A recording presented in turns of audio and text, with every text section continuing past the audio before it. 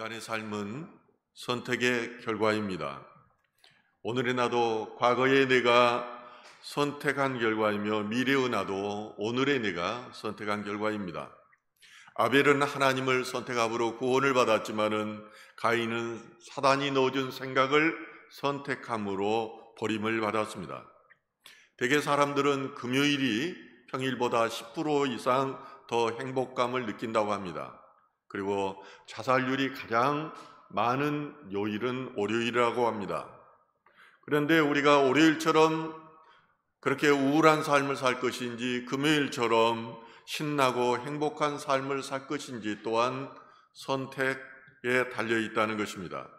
그러므로 조엘 오스틴은 지금 있는 그 자리에서 꽃을 피우라고 말합니다. 지금 불행하고 괴롭고 슬프고 아프고 두려웁니까? 누가 그렇게 만들었는가 하는 것입니다. 이런 것들을 선택하기로 결정한 주체도 나이고 또 거기서 벗어나기로 결정한 주체도 바로 나라는 것입니다. 그래서 마태복음 6장 34절은 이렇게 말합니다. 그러므로 내일 일을 위하여 염려하지 말라. 내일 일은 내일이 염려할 것이요 한날의 괴로움은 그날로 족하니라. 근심이나 걱정, 염려 이런 것들은 다 마귀에게 속한 것입니다. 그러므로 너희가 마귀에게 붙잡히지 말라는 것입니다. 내일은 하나님의 날이고 하나님에게 속한 것입니다. 그날이 바로 소망의 날인 것입니다. 그런데 중요한 것은 오늘 내가 어떤 것을 선택하며 무엇을 소망하며 살 것인가 하는 것입니다. 우리는 예수 그리스도를 선택한 사람들입니다. 그러므로 구원을 받았으며 하나님 나라를 소망하며 살아가는 사람들입니다.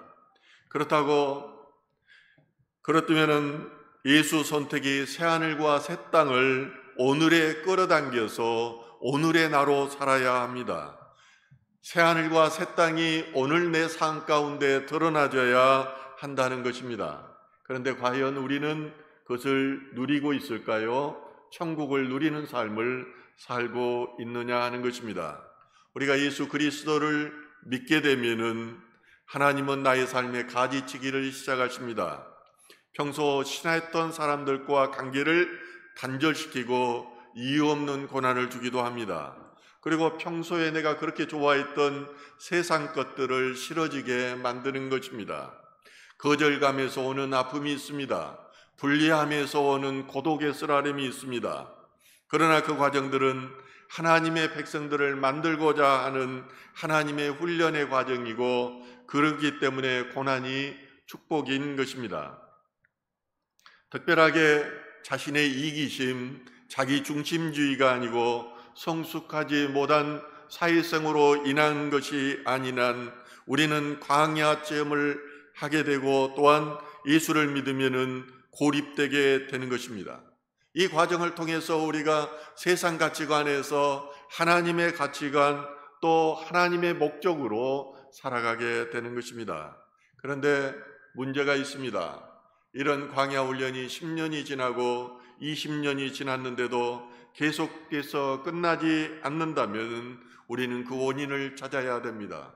저의 신앙적인 경험으로 봤을 때 그 원인은 두 가지입니다. 그 첫 번째가 순종입니다. 광야학교는 바로 순종학교입니다. 순종하지 않으면 고난이 끝나지 않는 것입니다. 아무리 여러분들이 예배를 참석하고 또한 11조 생활을 할지라도 하나님의 말씀에 순종하지 않는다면 고난의 시간, 영혼의 어두운 밤의 시간이 끝나지 않는다는 사실입니다. 두 번째는 열망입니다. 전에도 말씀드렸듯이 열망이라는 단어는 엔수에즘입니다. 그리스어로 엔이라는 단어와 데오스라는 단어의 결합어, 즉 하나님 안에 있을 때 열망이 일어나는 것입니다. 성경적인 표현으로는 열망이 악망입니다. 광야학교를 지나면은 세상을 쫓아 살던 혼의 삶에서 영의 삶으로 변화하게 되는 것입니다. 영의 사람으로 변하면은 하나님을 바라봅니다. 땅을 바라봤던 것에서 우리의 시선이 하나님을 지향하게 되는 것입니다. 따라서 열심히 하나님을 찾고 하나님께 소망해 두는 것이 열망입니다. 부르짖어 하나님을 찾을 때 하나님께서 우리에게 응답하는 것을 경험하게 됩니다. 계속해서 경험하게 되고 하나님의 신비와 능력을, 비밀한 것들을 우리가 경험하게 되는 것입니다.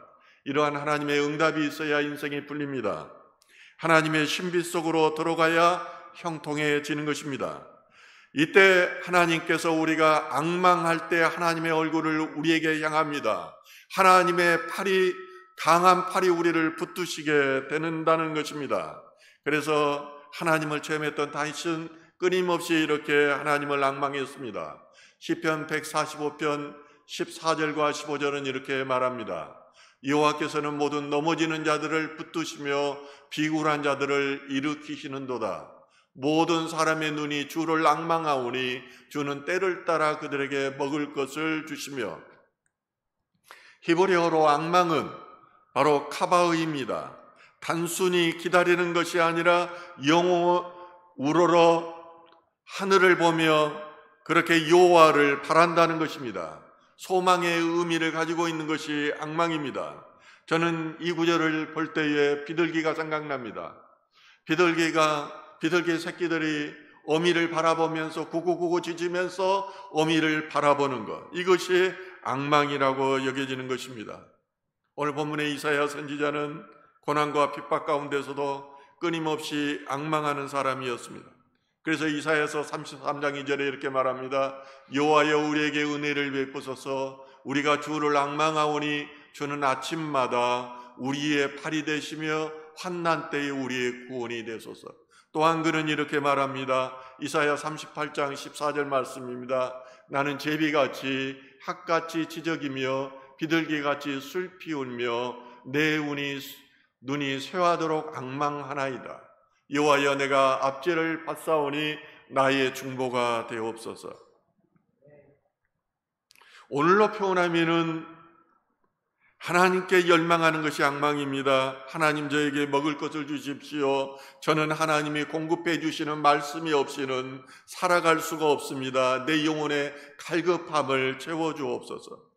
주님께서 주시는 생명수가 아니고서는 이 목마름을 해결할 수가 없습니다. 이렇게 하나님께 간절히 매달리는 것이 앙망입니다. 영으로 하나님을 점하고 영으로 하나님의 신비를 경험한 사람들은 끊임없이 영으로 하나님을 갈망합니다. 예배 때도 입만 뻥긋거리는 것이 아니라 영으로 하나님을 찬양합니다. 이것으로도 영이 중독되지 않아서 두 손을 들어 하나님을 찬양하는 것입니다. 이것이 앙망이고 열망인 것입니다. 열망이 없으면은 마음이 돌밭처럼 됩니다. 딱딱하게 되는 것입니다. 성령이 임해야 딱딱한 마음이 부드러운 마음이 되고 옥토밭으로 변하는데 하나님을 찾지 않기 때문에 성령이 또한 임하지 않은 것입니다. 이런 사람들을 성경은 말합니다. 피를 불어도 춤추지 아니하고 곡을 하여도 울지 않는다고 말하는 것입니다. 마지막 시대에 믿음 있는 자들을 누가 볼 것인가라고 말하는 것입니다. 하나님을 앙망하는 자는 주일날 예배하는 것으로 끝나지 않습니다. 늘 목마르기 때문입니다. 주님을 찾아갑니다. 예배의 자리, 그 자리가 기쁨으로, 찬양의 자리, 그 자리가 하나님의 영광으로 가득 차는 것을 경험하기 때문입니다. 저는 예수님을 인격적으로 만난 후에 가장 크게 나타난 현상이 바로 열망이었습니다. 그것은 말씀을 사모하고 예배를 사모하는 것이었습니다. 또 하나님을 만난 사람들이 있으면 어떻게든지 찾아가서 인터넷에서라도 만나도록 해서 어떻게 하나님을 만났는지를 물어보았습니다. 심지어는 잠을 자면서도 하나님의 말씀을 지금도 틀어놓고 잠을 잡니다. 내 안에서 열망이 일어나니까 기도원을 찾아다녔습니다. 그리고 금식하며 하나님에 매달렸습니다. 하나님의 영을 부어주지 않고서는 저는 하나님의 일을 감당할 수 없습니다. 그렇게 매달렸습니다. 물론 그렇다고 성령이 갑자기 불러내리는 건 아닙니다. 몇 년을 찾고 그랬을 때 갑자기 하나님의 영이 임하는 것입니다. 그리고 하나님께서 나를 향하신 얼굴을 보여주시고 나를 붙들고 있는 그 팔을 보여주시는 것입니다. 저는 특별히 눈치가 없는 성격입니다. 그래서 가는 곳마다 옳지 않으면 정의를 부르짖고 공의를 부르짖었습니다. 그런 성격 때문에 만약 하나님의 도우시는 손길이 없었다면 저는 이 자리에 설 수가 없었습니다. 그러므로 저의 삶은 은혜라는 단어로 그 이상으로는 도저히 설명이 되지 않는 것입니다. 열망의 삶은 이처럼 율법으로 사는 것이 아니라 은혜로 사는 것입니다. 하나님을 앙망하는 자만이 은혜였다고 고백하게 되는 것입니다. 그런데 오늘 하나님께서 이사야 선지자를 통해서 이제 소망과 유로의 말씀을 주십니다. 이사야 40장 31절에 그렇게 말합니다. 같이 읽을까요? 오직 여호와를 앙망하는 자는 새 힘을 얻으리니 독수리가 날개치며 올라간 같을 것이요 다름직박질하여도 곤비하지 아니하겠고 걸어가도 피곤하지 아니하리로다. 이 말씀은 본래 이스라엘 민족이 멀리 바벨론의 포로로 사로잡혀 가 있을 때 주신 이사야를 통한 말씀입니다. 이스라엘 민족은 그들의 범한 죄 때문에 바벨론의 포로가 되었습니다. 그런데 이제 70년이 다 되어 가는데도 아직까지 포로 생활에서 벗어날 희망이 거의 없었습니다. 그래서 그들 가운데 낙심하는 사람도 생기게 되었습니다. 오늘날로 말하면 아무리 하나님을 찾고 예배의 자리에 나오고 성령을 간구했지만은 하나님이 없는 것처럼 느껴질 때도 있고 또한 하나님의 음성이 들리지 않을 때도 있었습니다. 이러한 가운데에 이사야 선지자는 말합니다. 너희는 눈을 높이 들어 누가 이 모든 것을 창조하였나 보라. 주께서는 수혜대로 만상을 이끌어내시고 그들의 모든 이름을 부르시나니 그의 권세가 크고 그의 능력이 강함으로 하나도 빠짐이 없느니라. 야곱아 어찌하여 내게 말하며 이스라엘아 내게 이르기를 내 길은 여호와께 숨겨졌으며 내 송사는 내 하나님께서 벗어났다 하느냐. 다른 표현으로 하면은 왜 너는 문제를 보느냐는 것입니다. 하늘을 우러러보라는 것입니다. 왜 너는 환경과 사람을 보느냐는 것입니다.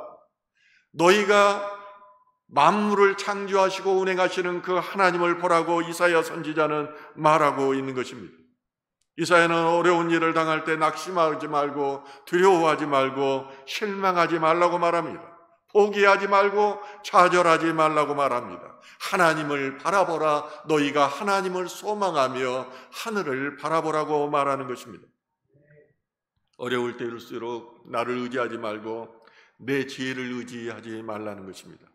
내 지식을 의지하지 말고 내 힘을 의지하지 말고 내 재물을 의지하지 말라는 것입니다. 하나님을 앙망하면 시선이 세상을 향하는 것이 아니라 하나님을 향하게 됩니다.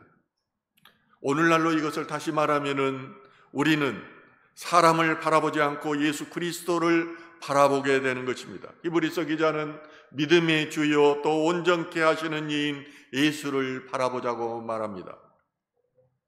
천성을 향해 가는 우리는 언제든지 믿음의 주요 그리고 완성자이신 예수 그리스도를 바라봐야 됩니다. 그분이 모든 문제를 해결하셨기 때문입니다. 그분이 우리 모든 염려와 근심을 십자가에서 다 이루었기 때문입니다. 사람이나 환경을 앙망하면 망하게 되어 있습니다. 피조물인 사람이나 환경은 전지전능한 존재가 아니기 때문입니다. 상황에 따라 변하고 또한 죽을 존재이기 때문입니다. 사울은 사람을 바라보았기 때문에 평생 동안 왕이 되어야 한 일은 그 다윗을 죽이기 위해서 쫓아다니는 것이었습니다. 아버지로부터 배웠던 사울의 딸 미갈은 다윗의 아내임에도 불구하고 이제 복계가 예루살렘으로 들어올 때 얼마나 이 다윗 왕은 기뻤습니까? 막 춤을 춰요. 그런데 미갈은 어떻습니까? 그 다윗 왕 사람을 바라보았기 때문에 채통 없이 왕이 그게 무슨 행동이냐고 그렇게 말을 하면서 그로 인해서 그는 저주를 받았습니다. 그렇지만은 다윗이 왕이면서 춤출 수 있었던 것은 무엇입니까? 오늘 또 찬양을 하면서 목회자들이 앞에 나와서 춤을 추면서 찬양하는 이유는 무엇이냐는 거예요. 하나님을 앙망하기 때문이에요. 채통을 구기기 위해서 그렇게 하는 것이 아니라는 것입니다. 그러므로 언제든지 영혼의 방향을 유를 향해야 됩니다. 유를 향한다는 것은 하나님을 바라본다는 것입니다. 하나님을 묵상하며 하나님을 즐거워하는 데 살라는 것입니다. 이것이 기도하는 자이고 또한 앙망하는 자의 삶입니다. 오늘 본문은 앙망하는 자에게 주시는 세 가지 능력에 대해서 말씀합니다. 첫 번째가 바로 주님을 앙망하는 사람은 독수리가 날개치며 하늘 높이 올라가는 것처럼 위로 올라가는 힘을 더해 주시겠다고 말씀합니다. 성경에서 독수리는 하나님의 힘과 보호와 주권을 상징합니다. 이는 하나님의 기름 부으시는 능력과 성령, 믿음과 비전을 의미하기도 합니다. 이걸 풀어서 말하면은 하나님을 앙망하는 자에게는 하나님의 성령의 능력이 기름 부어준다는 것입니다. 그래서 권능으로 그를 감싸게 됩니다. 그러함으로 하나님의 비전을 이루게 하십니다. 여러분이 이 땅의 비전을 가지는 것이 아니라 하나님의 비전을 가지면 그것을 이루어 주시는 것은 하나님입니다. 저는 먼저 하나님의 비전을 수시로 선포합니다. 남들이 비웃는다는 건 너무나 잘 압니다.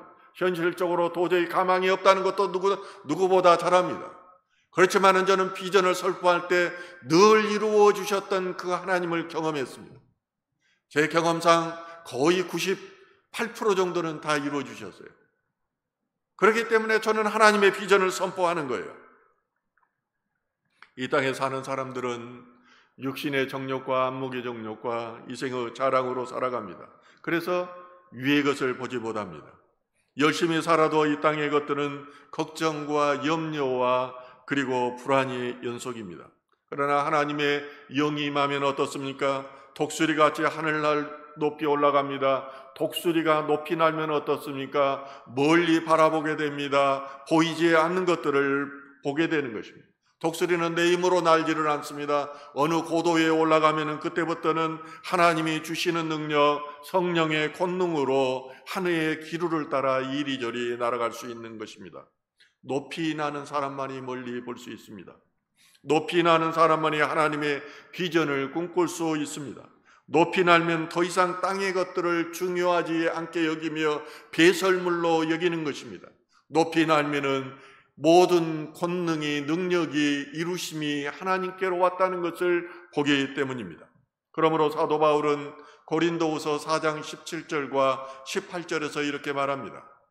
우리가 잠시 받은 환난에 경한 것이 지극히 크고 영원한 영광에 중한 것을 우리에게 이루게 함이니 우리가 주목하는 것은 보이는 것이 아니요 보이지 않는 것이니 보이는 것은 잠깐이요 보이지 않는 것이 영원함이라.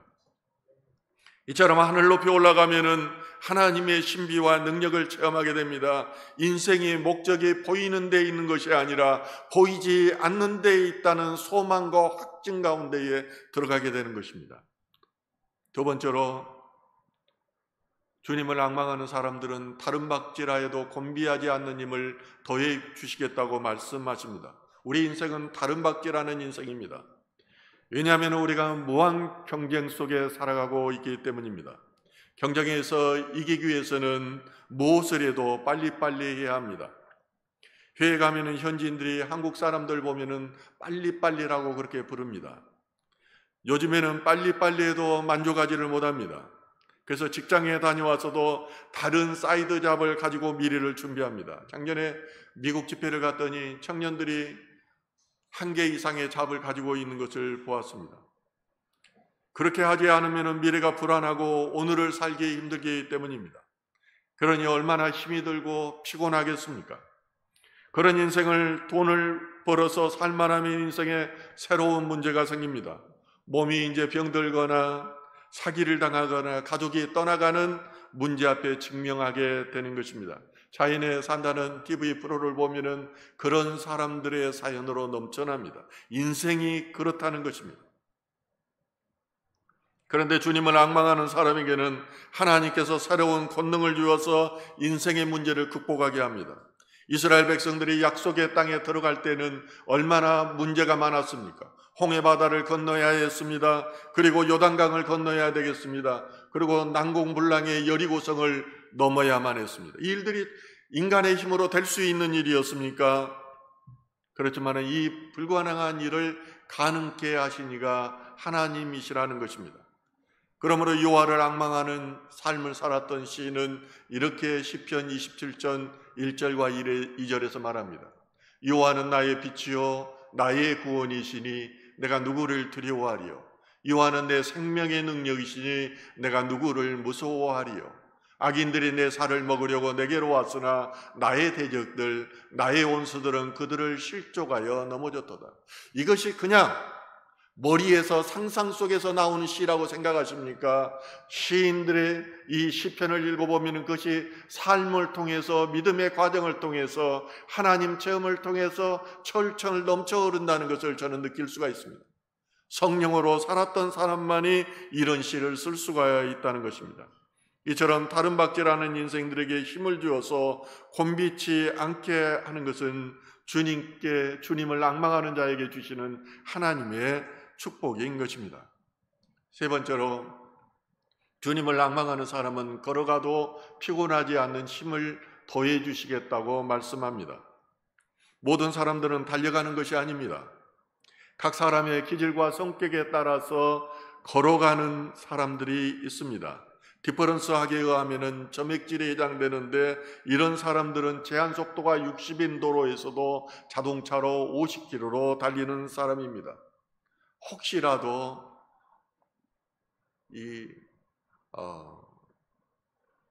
교통 위반에 걸릴까 봐 가지고 천천히 달립니다.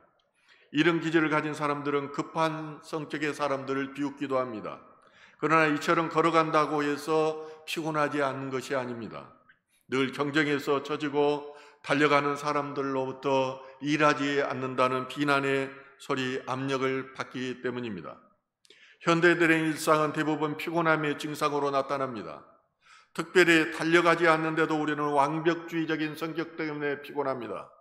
사소한 것에 목숨을 거는 그러한 습관 때문에 우리는 피곤합니다. 상대방의 눈치를 보느라 노라고 말하지 못하는 이런 우울질의 성향 때문에 우리는 피곤하기도 합니다. 이사야서 40장 29절과 30절은 이렇게 말합니다. 피곤한 자에게는 능력을 주시며 무능한 자에게는 힘을 더하니라니, 소년이라도 피곤하며 곤비하며 장정이라도 넘어지고 쓰러지되. 오늘 본문은 소년이라도 피곤하며 곤부하지 않은 주님을 앙모하는 사람에게는 하나님께서 피곤하지 않도록 능력을 주신다는 것입니다. 피곤하지 않도록 힘을 더하여 주신다는 것입니다. 저는 특별하게 시간을 내서 정기적으로 운동을 잘 하지를 않습니다. 그런데도 건강검진을 하면은 아무런 이상이 없는 것을 느낍니다. 코로나 상황 가운데서도 제가 코로나에 감염되면은 안 돼야 될 필요성이 있었습니다. 왜냐하면 그런 가운데서도 계속해서 한 번도 빠지지 않고 예배를 드렸기 때문입니다. 그런데 하나님께서 건강을 지켜주신다고 생각했었는데, 언젠가 제가 이런 간증을 한 적이 있습니다. 하나님께서 내가 너를 사용하려고 건강을 주었다는 말씀을 듣고 하나님의 확증을 갖게 되었습니다. 제가 건강이 허락하지 않는다면 아무리 제가 사역을 하고 싶어도 사명을 감당할 수 없기 때문인 것입니다. 이처럼 하나님을 앙망하는 자에게는 하나님께서 힘을 주시고 건강함 그리고 권능을 주시는 것입니다. 하나님을 앙망하는 자에게 오른팔로 붙드시고 또한 아픈 곳을 고치시고 회복시켜 주시는 것입니다. 문제를 더 이상 문제되지 않게 하시며 십자가의 은혜 가운데에 문제를 녹아내리게 하시는 것입니다. 또한 바벨론의 포로로 잡혀가 희망이 없다고 이렇게 한탄하는 유다의 백성들을 향해서